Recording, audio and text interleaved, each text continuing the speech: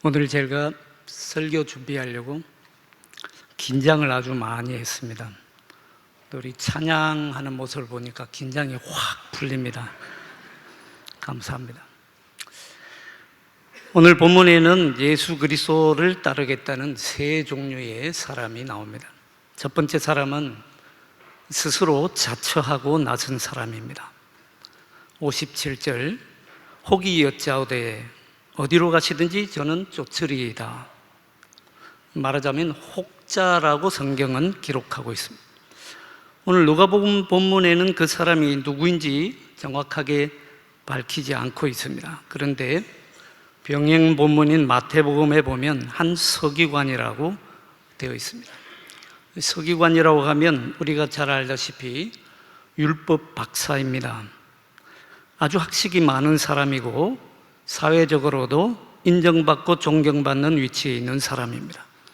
사실 이 정도 신분에 있는 사람이 주여 어디로 가시든지 저는 쫓으리이다 라고 했다면 정말 받아줄 만도 하고 또 받아줘도 손해되지 않을 법한데 예수님의 대답은 이런 지하의 거절입니다. 그런데 본문에서 예수께서 거절하신 이유가 뭐였는지 딱히 구체적으로 말해주지 않습니다. 다만 예수님의 대답에서 그 이유를 미루어 짐작할 수밖에 없습니다. 58절에 예수께서 가라사대 여우도 굴이 있고 공중에 새도 집이 있으되 인자는 머리 둘 곳이 없도다. 무슨 뜻입니까? 지금 내가 가고자 하는 길은 십자가의 길이다. 그런데 너희의 생각은 나의 길에 합당하지 않다라는 뜻입니다. 도대체 왜 예수님이 이렇게 냉혹한 거절을 하고 계시는 겁니까? 그 이유를 알려면 오늘 본문의 전후 상황을 한번 살펴볼 필요가 있습니다. 누가복음 4장 14절부터 오늘 본문 말씀이 나오는 9장 50절까지는 갈릴리에서의 예수님의 활동과 역사를 전하고 있습니다. 갈릴리에서 예수님은 수많은 이적을 행하셨습니다.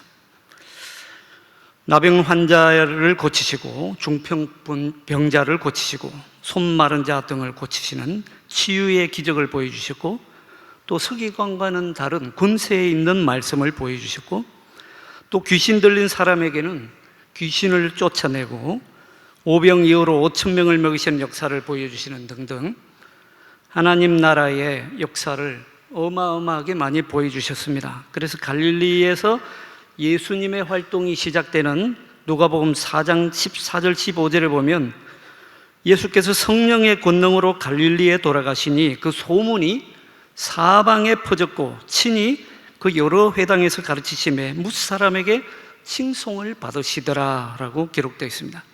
그렇다면 오늘 예수님을 따르겠다고 나선 이 서기관도 역시 그 소문을 들었을 것입니다. 어쩌면 이 서기관의 판단에 따르면 그런 예수님이라면 자기도 한번 따라 볼 만한 분이며 그를 따르면 자기의 명예에도 도움이 되리라고 생각했을 것입니다. 그런데 문제는 지금 예수님이 가시는 길입니다. 이제 예수님의 갈릴리 사역은 끝났습니다. 오늘 본문 9장 마지막 절에서 갈릴리에서 사역을 끝내시고 이제 10장에 들어가시자마자 예수님은 이제 새로운 길을 나서십니다. 어디로 가십니까? 예루살렘으로 가시는 길입니다. 지금 예수님의 예루살렘 행은 무엇을 의미합니까? 예수님의 예루살렘 행은 다름 아니라 바로 십자가를 향한 길입니다. 예수께서 예루살렘으로 올라가시면 이제 붙잡히셔서 고난받으시고 십자가에 달리실 것을 알고 계셨습니다. 말하자면 십자가를 향한 첫 발을 내딛는 순간입니다. 오늘 본문의 바로 앞에 나오는 9장 51절을 보십시오. 예수께서 승천하실 기약이 차감해 예수께서 예루살렘을 향하여 올라가시기로 굳게 결심하시고 라고 되어 있습니다. 예수님께서 굳게 결심을 하실 정도로 비장한 각오를 하고 계십니다. 바로 그 순간에 하필이면 바로 그 순간에 예수님의 십자가의 고난의 길에 자신의 영광을 생각하여서 예수님을 따르겠다는 이 서기관의 생각은 너무도 당치 않다는 것입니다. 그래서 이런 지하에 거절하고 있는 것입니다. 내가 지금 따르고자 하는 분이 적어도 어디로 가는지 알아야 하는 것 아닙니까? 지금 예수님의 고난과 십자가의 길을 가고 있는데 자기는 영광과 권세의 길을 생각하고 예수님을 따르겠다고 하면 이거 잘못돼도 너무도 잘못된 것 아닙니까? 오늘날 많은 사람들이 예수님을 믿고 따르겠다고 나서는데 정작 예수님이 어디로 가시는지 모르고 따라가겠다는 사람들이 너무도 많습니다. 예수님을 따르겠다고 하면서 실제로는 예수님이 가는 길이 아니라 자신의 길을 생각하는 사람들도 많습니다.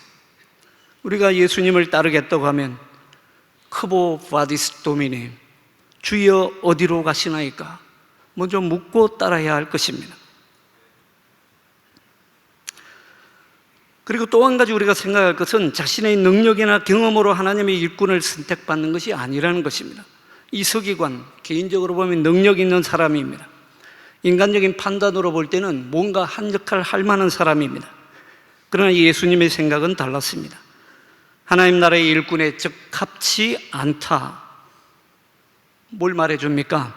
우리가 세상적으로, 인간적으로 아무리 능력과 자격을 갖추고 있다고 하더라도 하나님이 먼저 불러주시고 세워주시지 않으면 소용없는 일이라는 것입니다. 우리가 언제 자격 갖추고 능력 갖추어서 제대로 부름을 받았습니까? 그저 부족하지만, 보잘것없지만 부름을 받은 것 아닙니까? 제대로 부름을 받은 12 사도들이 다 그렇지 않습니까? 어부에다가 천대받는 세리에다가 별 볼 일 없어 보이는 사람들이었습니다.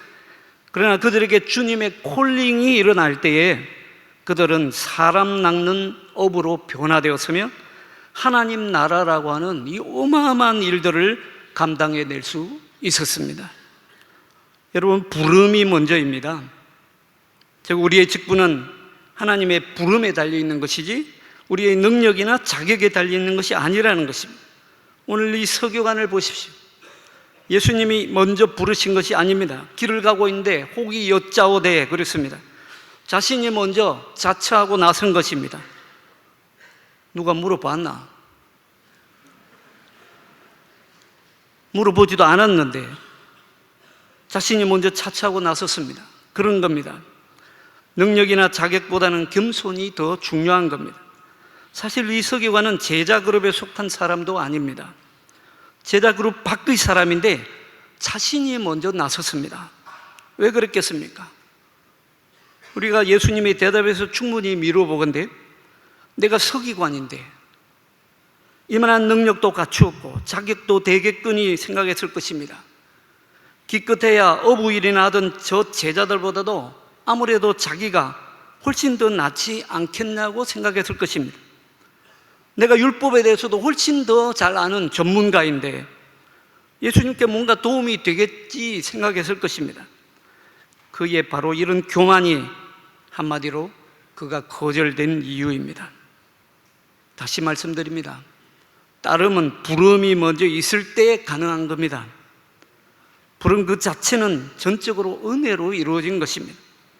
따라서 그 부름에 우리는 능력이나 자격으로가 아니라 감사와 겸손으로 응답할 뿐입니다. 이 첫 번째 사람이 부르지도 않았는데 자처하고 나선 사람이었다면 두 번째로 등장하는 사람은 예수님께서 부르신 사람입니다. 누가복음 본문에서는 예수님께서 먼저 그를 부르셨다고 밝히고 있습니다. 59절입니다. 또 다른 사람에게 나를 쫓으라 하시니 그랬습니다. 부름을 받은 사람이 예수님을 어떻게 따를 것인가를 가르쳐주고 있습니다. 예수님이 직접 그를 불렀는데 이 제자는 예수님의 부름에 이렇게 대답합니다. 60절입니다. 나로 먼저 가서 내 부친을 장사하게 허락하옵소서. 부친이 돌아갔습니다. 인간적으로 생각할 때 당연히 먼저 다녀와야 되는 것 아닙니까? 아, 그래? 얼마나 마음이 아프겠냐? 얼른 다녀와야지. 우리가 가서 뭔가 좀 도와줄 일이라도 없겠냐? 예수님이라면 이렇게 나와야 당연한 일 아닙니까? 그리고 당시 이스라엘의 관습을 보더라도 죽은 사람을 장사 지내는 것은 최고의 선행으로 강조되었습니다. 그리고 이스라엘 율법에 의하면 아버지의 장례를 치르는 것은 자식의 당연한 의무에 속하는 일이었습니다. 이런 상황인데 예수님의 대답은 너무도 의외입니다. 60절입니다. 가라사대 죽은 자들로 자기의 죽은 자들을 장사하게 하고 너는 가서 하나님의 나라를 전파하라. 이게 인간적으로 생각하나 사회 간섭적으로 보나 아니면 율법적으로 보더라도 말이 안 되는 얘기 아닙니까? 도대체 예수님의 무슨 속셈으로 이렇게 얼토당토 않는 말씀을 하고 계시는 겁니까? 우선 죽은 자들로 자기의 죽은 자들을 장사하게 하라. 이 난해한 말씀입니다. 죽은 사람이 어떻게 죽은 사람을 장사 지낸다는 말입니까? 당연히 그럴 수 없는 일이 아닙니까? 여기서 죽은 자들이라고 하는 말의 사용을 잘 이해해야 이 말씀을 이해할 수 있습니다. 다시 말씀드려서 앞에 나오는 죽은 자들과 뒤에 나오는 죽은 자들의 의미가 다르다는 것입니다. 글자는 헬라 원전에 보면 네크로스라고 동일하지만 서로 다른 용법으로 사용되고 있다는 것입니다. 뒤에 나오는 죽은 자들은 우리가 흔히 말하는 죽은 시신을 뜻하는 게 맞습니다. 그러나 오늘 본문에 마태복음 8장 22절에서 나오는 그 앞에 나오는 네크로스라고 하는 것은 비유적인 의미로 사용되고 있는 것입니다. 성경에서 우리는 그 예를 찾아볼 수 있습니다. 예를 들면 누가복음 15장 24절과 24절로 32절에 보면 탕자의 비유가 나오지 않습니까? 거기 보면 탕자가 이제 유산을 탕진하고 돌아왔을 때에 아버지는 이렇게 말합니다. 32절입니다.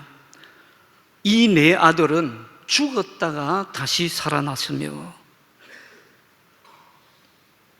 아들이 실제로 정말 죽었습니까? 아닙니다. 그저 방탕한 생활을 하다가 돌아왔을 뿐입니다. 그런데 여기서는 죽었다가 다시 살아났다고 말하고 있습니다. 한마디로 비유적인 표현이고 상징적인 표현입니다. 좀 더 정확하게 말하자면 인간의 눈으로 볼 때는 살아있으나 아버지의 눈으로 볼 때는 살아있다고 볼 수 없는 그런 상태를 죽었다고 표현한 것입니다. 마찬가지로 예수님께서 오늘 본문에서 죽은 자들로 죽은 자들을 장사하게 하라고 말씀하실 때 앞에 나오는 죽은 자들은 정말 죽은 시신을 뜻하는 것이 아니라 예수님의 눈으로 볼 때, 하나님의 눈으로 볼 때 죽은 자들이나 다름없는 사람들을 가리킵니다. 마치 하나님 없이도 세상을 잘 살 수 있을 것처럼 자기 자신을 기만하고 살아가는 사람들을 가리킵니다. 다시 말하자면 썩어질 육의 것을 위하여 사는 사람들을 가리킵니다. 눈앞에 보이는 썩어질 것을 위하여 사는 사람들입니다. 로마서 8장 5절에는 이렇게 말씀하고 있습니다. 육신을 쫓는 자는 육신의 일을, 영을 쫓는 자는 영의 일을 생각한다라고 되어 있습니다. 이렇게 육신을 쫓는 자, 육신의 일을 하는 사람을 가리켜서 성경은 죽은 자들이라고 말씀하고 있습니다. 따라서 우리가 예수님이 제자로 부름을 받는다는 것은 썩어질 육의 일을 쫓는 삶에서 영의 일을 하는 삶으로 완전히 전환되는 것을 의미합니다. 영의 일을 한다는 것은 무엇을 뜻합니까? 영의 일을 한다는 것은 무슨 신비한 일을 한다는 것을 뜻하지 않습니다. 하나님의 영은 살리는 영이며 하나님의 영은 화역케 하는 영이며 하나님의 영은 다시 살게 하는 영입니다. 하나님의 영은 예수 그리스도 안에서 이루어진 부활을 지금 우리 안에서도 일어나게 하는 영이며 종말에 이루어질 하나님 나라를 지금 여기 현실로 일어나게 하는 영입니다. 하나님의 영은 사적인 영이 아니라 공동체의 영입니다. 따라서 영의 일을 한다는 것은 곧 하나님의 나라의 일을 한다는 것과 동일한 말씀입니다. 그래서 이 말씀의 대상이 특별합니다. 오늘 누가복음 본문에는 이 사람의 신분이 밝혀지지 않고 있습니다만은 마태복음 8장의 21절에 보면 제자 중에 또 하나가 가로대라고 되어 있습니다. 그러니까 이 사람은 이미 제자입니다. 다시 말씀드리자면 제자 그룹에 속한 자에게 주님은 오늘 이 주문을 하고 있는 것입니다. 하나님 나라로 이미 부름을 받았고 스스로 결단하고 받아들여서 감사로 그 직을 받아들여서 제자라는 특별한 직분으로 세움을 이미 받은 사람입니다. 죽은 자들에게 자기의 죽은 자들을 장사하게 하고 너는 가서 하나님의 나라를 전파하라. 그러니까 예수님이 제자, 즉 하나님의 일꾼은 그만큼 진지한 직분이라는 것입니다. 자기가 하고 싶으면 하고 하기 싫으면 하지도 않아도 되는 그런 사적인 직분이 아니라 너무도 엄연한 공적인 직분이라는 것입니다. 하나님 나라의 일이 그만큼 진지하고 종말론적입니다. 하나님 나라의 일은 생명을 건지는 일입니다. 예를 들어 의사가 지금 죽어가는 환자를 수술하고 있는데 아버지가 돌아가셨다고 해서 그 환자를 평균쳐 두고 아버지 장례식장으로 달려갈 수 있습니까? 없는 일입니다. 왜 그렇습니까? 다름 아니라 그가 의사라고 하는 특별한 위치에 있기 때문입니다. 마찬가지입니다. 하나님 나라의 일꾼으로 세움을 받은 사람, 이미 세움을 받은 사람이라면 그는 이미 특별한 위치에 있는 사람입니다. 하나님 나라의 일은 해도 되고 안 해도 되는 그런 일이 아니라, 하다가 하기 싫으면 그만둬도 되는 일 아니라, 하다가 개인적인 혹은 사적인 급박한 일이 있다고 해서 중단되는 일이 아니라 생명을 건지는 일과 같은 급박한 종말론적인 일이기 때문입니다. 따라서 제자도는 이 세상의 그 어떤 공직보다도 더 공적입니다. 오늘날 공적 신학, 공공신학이 중요시되고 있습니다만은 사실 공적 신학의 시작은 우리가 제자로 부름을 받았을 때에 이미 시작된 것입니다. 따라서 제자직은 그 어떤 직분보다도 더 공적인 자리입니다. 종교개혁 정신에 따르면 목사직은 제사장직이 아니라 제자직입니다. 마지막으로 세 번째 경우를 보겠습니다. 이 세 번째 경우는 마태복음에는 나오지 않고 오늘 본문 누가복음에만 나옵니다. 첫 번째 사람 서기관은 부르지도 않았는데 자기가 먼저 나서서 따를 수 있다고 자만한 경우라면, 두 번째 경우에는 이미 제자로 공적인 세움을 입었음에도 불구하고 사적인 이유로 그리스도의 증인이 되는 하나님 나라의 일을 직무유기하는 경우라고 볼 수 있고, 이제 세 번째는 예수님의 부르심에 응하겠다고 대답은 합니다만 먼저 해결해야 할 전제 조건을 다는 경우라고 볼 수 있습니다. 오늘 그분들에게 예수님은 대답하십니다. 손에 쟁기를 잡고 뒤를 돌아보는 자는 하나님의 나라에 합당치 아니하니라.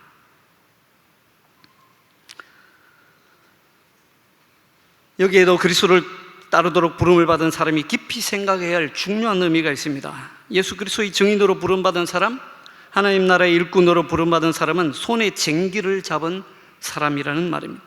손에 쟁기를 잡은 사람, 뒤를 돌아보지 않습니다. 자꾸 뒤를 돌아보는 이유가 어디에 있겠습니까? 그 이유는 두 가지 중에 하나입니다. 미련이 남아서이거나 아니면 자기 업적을 자랑하기 위해서입니다. 첫 번째 이유, 미련이 남아서 뒤를 돌아보는 가장 대표적인 예가 성경에는 룻의 소금 기둥입니다. 룻은 불타고 있는 소돔과 고모라 성에 두고 온 것들에 미련이 남았습니다. 살 길이 앞에 있음에도 미련이 남아서 뒤를 돌아봄으로써 소금 기둥이 되고 말았던 것입니다. 두 번째 이유는 자기가 이루어놓은 업적을 자랑하고 싶기 때문입니다. 내가 밭을 이만큼 갈아 놓았는데 그 공적을 자랑하고 싶기 때문입니다. 여러분 아십니까? 우리가 공적이나 업적의 마음이 가는 바로 그 순간 생기는 한 발짝도 앞으로 나갈 수 없습니다. 업적의 마음을 두는 사람은 내가 갈아놓은 밭은 당연히 나의 업적이고 당연히 내 것이라고 여깁니다. 내가 목회하고 내가 개척한 교회, 내가 세운 교회 당연히 내 것이라고 생각하는 이 마음 하나 때문에 오늘날 한국 교회는 얼마나 많은 고통에 시달리고 있는 줄 모릅니다. 교회의 지도자 한 사람이 자신이 일궈놓은 업적에 눈이 머는 그 순간에 교회는 하나님 나라의 일을 멈추게 됩니다. 그러니 지금 여기에 있는 여러분들이 저는 정말 귀중하고 소중하다고 생각됩니다. 사실 교회의 갱신이나 세상을 새롭게 하는 일은 현재 목회자들의 몫이 아닐 수도 있습니다. 오히려 여기에 계신 여러분들이 나가서 일구어야 할 하나님 나라의 몫일지도 모릅니다. 이 세 번째 경우가 우리에게 주는 메시지가 있습니다. 그것은 희망입니다. 손에 쟁기를 잡은 사람, 그리스도의 일꾼으로 부름받은 사람은 이제 앞에 놓인 하나님 나라에만 희망을 두고 사는 사람입니다. 희망, 이것이 손에 쟁기를 잡은 사람의 자세이고 손에 쟁기를 잡은 사람의 실존입니다. 그래서 사도 바울은 고백합니다. 빌립보서 3장 12절입니다. 내가 이미 얻었다 함도 아니요 온전히 이루었다 함도 아니라 오직 내가 그리스도 예수께 잡힌 바 된 그것을 잡으려 쫓아가노라. 이런 도상에 있는 존재가 그리스도의 일꾼의 자세이고 손에 쟁기를 잡은 자의 실존입니다. 하나님 나라의 일꾼으로 부름받은 사람은 자기가 이룬 공적이나 앞으로 다가올 공적이 아니라 앞으로 다가올 희망을 노래할 뿐입니다. 자꾸 공적, 업적 따지는 사람은 하나님 나라에 합당치 않다고 말씀하고 있습니다. 내가 세운 공적은 잊어버려야 합니다. 사실이 그렇습니다. 그리스도의 일꾼으로 부름받은 사람, 하나님 나라의 일꾼으로 세움을 받은 사람은 늘 그렇게 고백하며 삽니다. 제가 한 일이 있나요? 다 하나님이 하신 일이지요. 누가복음 17장 10절에 보면 그래서 하나님의 종 그리스도의 종이 취해야 할 자세에 대해서 아주 분명한 말씀을 주십니다. 이와 같이 너희도 명령받은 것을 다 행한 후에 이르기를 우리는 무익한 종이라 우리가 우리의 하여야 할 일을 한 것뿐이니라 할지니라. 한 일을 다 해놓고 뭐라고 하라고요? 우리는 무익한 종이라. 이거 너무 지나치게 겸손 뜨는 거 아닙니까? 아니에요. 왜 그런 줄 아십니까? 우리가 받은 콜링이 다 하나님께 주신 특별한 선물이기 때문입니다. 하나님을 섬길 수 있는 자유, 그 하나님이 사랑하시는 이웃을 섬길 수 있는 자유, 이건 아주 특별하고도 특별한 선물입니다. 모든 것이 은혜라고 할 수 있습니다. 예수 그리스도를 따를 수 있는 것도 은혜요, 하나님의 나라의 일꾼으로 세움을 받은 것도 은혜입니다. 그래서 나의 나 된 것은 오직 주의 은혜라는 고백이 있을 뿐입니다. 여러분, 아무것도 당연한 것은 없습니다. 당연한 것이라고 여기는 순간 함정에 빠집니다. 흔히들 신학교 졸업하면 당연히 내가 목사고시 볼 자격이 있다고 보고, 목사고시 합격하면 당연히 목사가 될 자격이 획득되었다고 생각하고, 목사가 되면 당연히 내가 설교할 자격이 주어졌다고 생각합니다. 그런데 이것이 함정입니다. 정말 우리가 신학교 졸업하고 목사 자격증을 따면 당연히 내가 목회하고 설교할 자격을 다 얻은 것입니까? 그런 자격을 도대체 누가 줬다는 것입니까? 신학교가 줬습니까? 총회가 줬습니까? 자격을 받은 것이 아니라 은혜를 입은 것입니다. 정말 안타까운 일은, 더 안타까운 일은 신학교를 졸업하면 아예 신학을 졸업했다고 생각합니다. 더 이상 신학하지 않아요. 그게 아닙니다. 신학교를 졸업하면서부터 비로소 진짜 신학이 시작되는 것입니다.